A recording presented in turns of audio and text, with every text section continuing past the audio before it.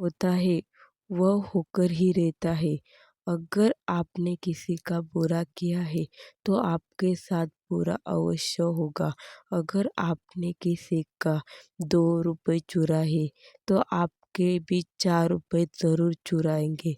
इसलिए हमेशा अपने कर्मों पर ध्यान रखिए। लोग अक्सर कहते हुए सुनाई देते हैं कि कर्म अच्छे करो, फल की अपेक्षा मत रखो। मतलब कि अगर आप किसी को 2 रुपए देते हैं तो आपको बदले में 4 रुपए ज़रूर वापस आएंगे, लेकिन वह किस तरीके से आएंगे उस चीज़ के बारे में आपको नहीं सोचना है। जो होना होता है वह तो होकर ही रहता है।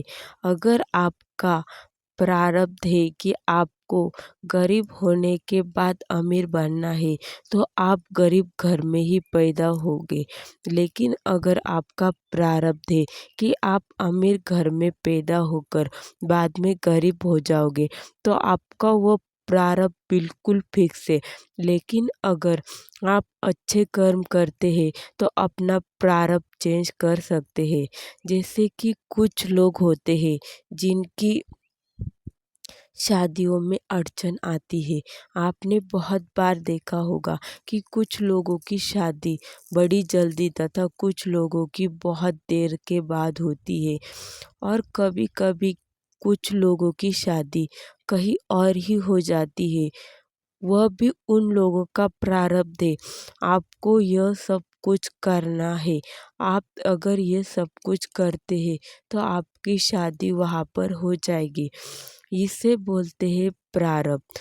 लोगों ने लिखवा कर लाई हुई चीज़ें हम अपनी ज़िंदगी में खराब क्यों लिखवा कर लेकर आएंगे। आपको ऐसा सवाल अवश्य ही आता होगा।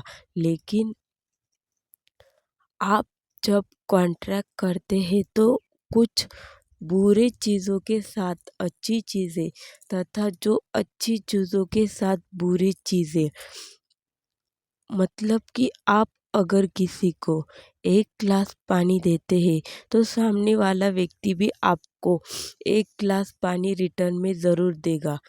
वह क्या हुआ, इक्वेलिटी। वही अर्थ होता है। अगर आप इतना सुख देखेंगे तो आप इतना दुख भी देखेंगे। उससे बोलते हैं इक्वेलिटी।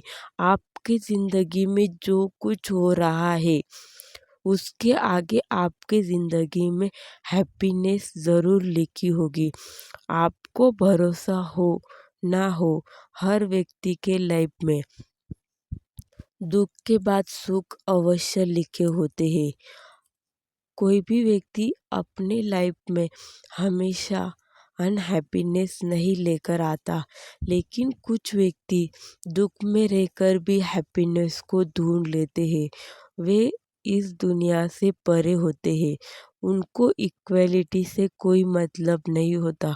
मतलब कि वो इस धरती को अपनी जगह छोड़कर वो अलग दुनिया में रहते हैं।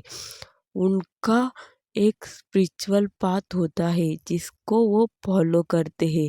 उनको पता चल जाता है कि मुझे इस दुख में भी सुख ढूंढना होगा और सुख में दुख नहीं ढूंढते।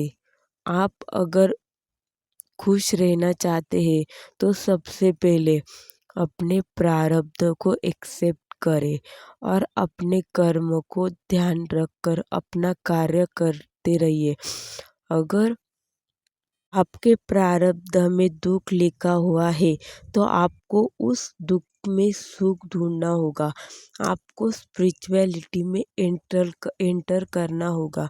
जो लोग अपने आप को समझ पाते हैं, इस दुनिया को समझ पाते हैं, इस दुनिया में चल रही डिप्रेशन, अनइक्वेलिटी, दुख, दर्द, हर वक्त किसी और के बारे में बुरा सोचना, यह चीज़ें आपको हर वक्त देखने को मिलती है।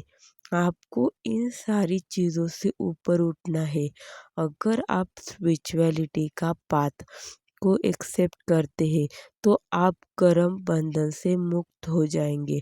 क्योंकि जो लोग स्पिरिचुअल होते हैं वह हर वक्त अपनी ज़िंदगी में हैप्पीनेस, अबंडेंस, पॉजिटिव लोगों को ही अपनी लाइफ में अट्रैक्ट करते हैं।